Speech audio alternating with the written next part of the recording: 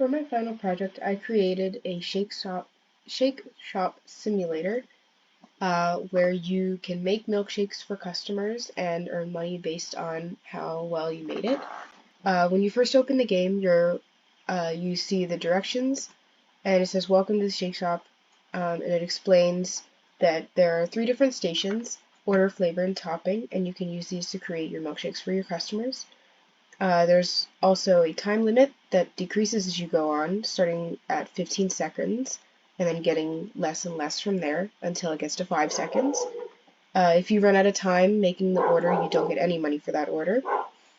And each shake costs $4 to make, and it can be worth up to $6 depending on how many components you get correct in making the milkshake. If you run out of money, then you lose the game, and then the next in line button will summon the customer, and you can use the D key on the keyboard to toggle the directions at any time.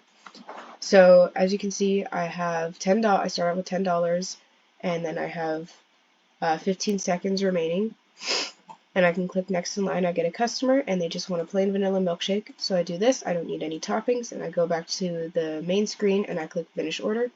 My money went up, and I had 7 seconds remaining. So if I click next in line again, I get a new customer. They want vanilla with whipped cream and a cherry. So I go back here, I finish order, and I get money for that order.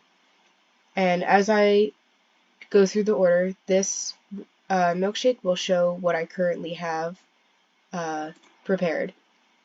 So if I click next in line, vanilla, this changes here, and then whipped cream and cherry is added here, and I can give it to the customer, complete the order, and earn more money.